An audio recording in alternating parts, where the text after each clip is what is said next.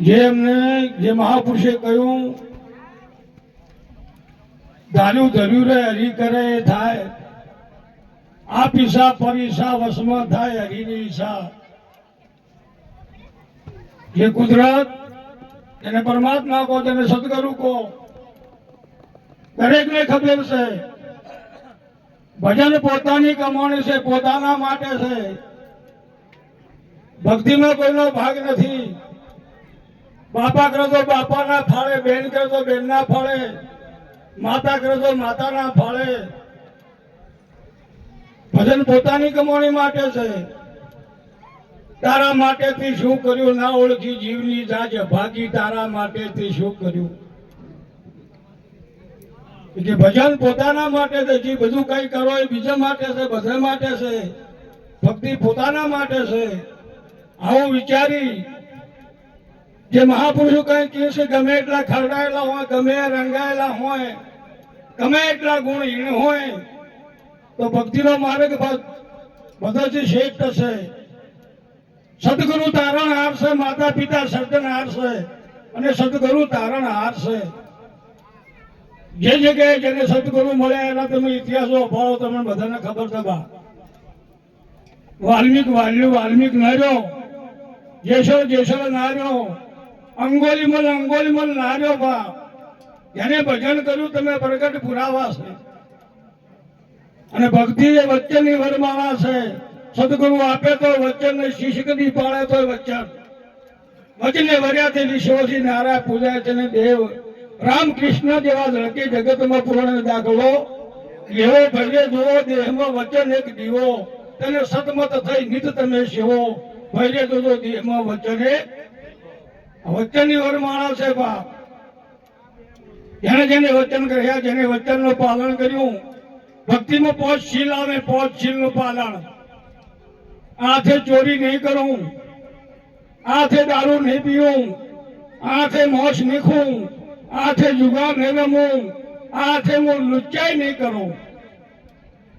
5 શીલનું પાલન કરે, દેહ રે ટીકડા વર્તમાન કરે ને શીલવંત કહેવાય. બા જાજાથી હવાર ભૂલ્યાથી ફેર ગણું. અને જેને જેને પાલન કર્યું એને હોનાનો પંદો કહેવાય. એને હોનાનો પંદો કહેવાય. જમજમ વાત છે. રોહિદાસ મારા તા કાશી મને વોરીનો સંગ દાતો હતો. રોહિદાસી કીધું કે જો કે સંગ લઈ જાત્રા ન સંગ કે તમે ભગવાનને દીધો તો મારો ટકો લઈ જાજો અને ભગવાનને આશ્વાસ આલજો અને એમ કહેજો કે હોનાના હાથે આવ્યો છે. રોહિદાસ ભગતે આ ટકો હોનાના હાથે આવ્યો છે, તમે હોનાના હાથે લઈ લેજો. એમનો ટકો લીધો તો બા કે તમારો જે ભક્તિમાં જે નીતિ નિયમ છે એ મહાન છે. ભલે ભજનમાં નીધો તો ચાલશે, નીગો તો ચાલશે, પણ જે નીતિ છે, જે નિયમો છે, એ નિયમને દેરે ટીકડા પાળવાથી છે. જાગ્યા હોય તો હું ગઈ ના જાતા, અને ના જાગ્યા હોય જાજી જાજો. ભક્તિનો માર્ગ છે. જાગેલા ઝોકો ના ખાતા, અને જાગ્યા હોય તો ઊંઘતા ને ફેરફાર, ના જાગ્યા હોય તો જાગી જાજો. આ ભક્તિનો માર્ગ છે. આપશો આચમ રોમ એનો ખબર વગરના ખોલતા મરગ ભૂલ્યો માયાની જાલીમાં આગળ જોજોડ ને ઢોલતા બોલે નર બીજો નથી. છે પરમેશ્વર પોતે, અગ્નિઓને ઓધળો એને અળગો જોઈને ગોતે.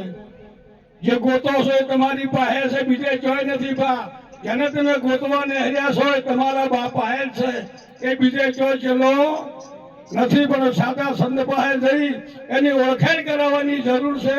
ભક્તિમાં આવે અને ભક્તિનું તમને ફળ મળે ને મળે. કે અને મહાપુરુષનું કહેવું કે બરોબર તમે કીધું હોય તો જેતી જાજો, ગાડી ઉપડી જાય છે. ભજવા હોય તો ભજી લેજો, મનખો એની ધર્મ નીતિના પાટા ઉપર ગાડી દોડી જાય છે.